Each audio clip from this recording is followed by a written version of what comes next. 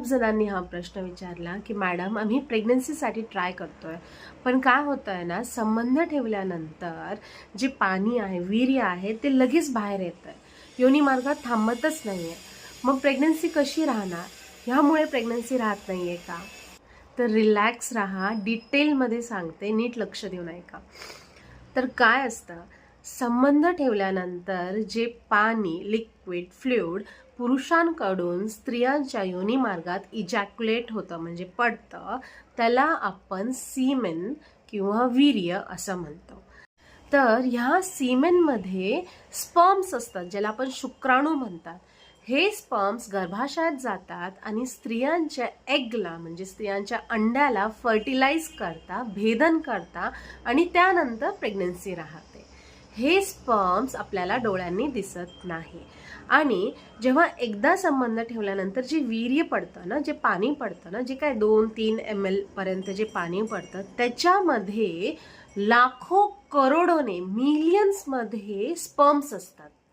तर एवढे सगळे स्पर्म्स, म्हणजे मिलियन्स मधले हे स्पर्म, शुक्राणू, हे सगळे एकत्र गर्भाशयामध्ये ट्रॅव्हल करतात आणि सगळेजण मिळून ते एका अंड्याला फर्टिलाइज करत असतात. त्यात हे सगळे स्पर्म्स एकत्र काम करतात आणि हे जे अंड्याची लेयर असते ना, त्याला हळूहळू हळू भेदन करतात, ती पातळ करतात. मग जेव्हा त्या एगची, त्या अंड्याची लेयर एकदम पातळ होते, तेव्हा त्या मिलियन्स ऑफ स्पर्म्समधून फक्त एक स्पर्म ते लगेच आतमध्ये जातं आणि ते अंड एकदम क्लोज होऊन जातं. मग त्या एक स्पर्म आणि एक अंड्याने एक प्रेग्नन्सी राहते, म्हणजे एक बाळ राहतं. मग कधी जर 2 अंडे असतील तर 2 प्रेग्नन्सी राहतात, ज्याला आपण ट्विन प्रेग्नन्सी म्हणतो. सो प्रेग्नन्सी राहण्यासाठी फक्त एका स्पर्मची गरज असते, पण हे लाखो स्पर्म एकत्र काम करतात. मग योनी मार्गातून गर्भाशयापर्यंत जाईपर्यंत ते सगळे एकत्र त्याला सपोर्ट करतात. प्लस ते एगची लेअर पातळ करण्यासाठी ते सगळं एकत्र काम करतात.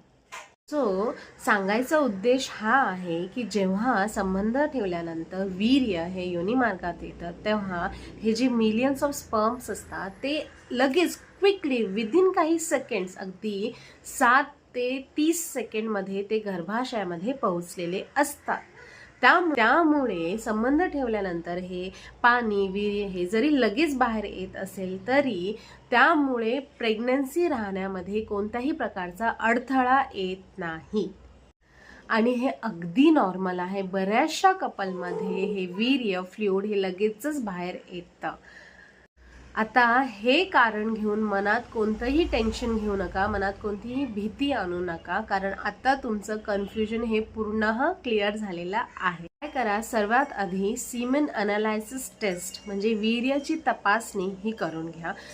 त्यामध्ये स्पर्म काउंट हा नॉर्मल आहे की नाही, स्पर्मची मोटिलिटी म्हणजे योनी मार्गातून गर्भाशयापर्यंत जाईपर्यंत ती जी स्पीड आहे ती योग्य आहे की नाही, आणि त्याची कन्सिस्टन्सी ही योग्य आहे की नाही, हे सर्व तपास करून घ्या, ह्याची चेक करून घ्या. ह्यामध्ये काही प्रॉब्लेम असेल तर त्यावर ट्रीटमेंट घ्या. आणि एवढं करून सुद्धा तुमच्या मनाच्या समाधानासाठी तुम्ही काय करू शकता, संबंध ठेवताना एक उशी आपल्या कमरेखाली ठेवा, म्हणजे जे फ्लुइड आहे ते आतमध्ये राहील आणि संबंध झाल्यानंतर पाय हे 2 ते 3 मिनिटांसाठी वरती करून ठेवा, म्हणजे तुम्हाला असं फिलिंग नाही येणार की ते फ्लुइड बाहेर जात आहे, ते आतमध्येच राहील. पण खरं तर ह्यामध्ये कोणताही लॉजिक नाही आहे, कारण संबंध ठेवल्यानंतर अगदी तुम्ही लगेच उभ्या जरी राहिल्यात तरी हे स्पर्म्स गर्भाशयाकडेच जातात आणि तरी सुद्धा प्रेग्नन्सी ही राहते. सो नीट माहिती घ्या, कारण समजून घ्या आणि उगाच अननेसेसरी स्ट्रेस घेऊ नका. प्रेग्नन्सी राहण्यामध्ये काय अडथळे येत आहेत, त्यावर काय उपाय करायला पाहिजे हे जाणून घ्या.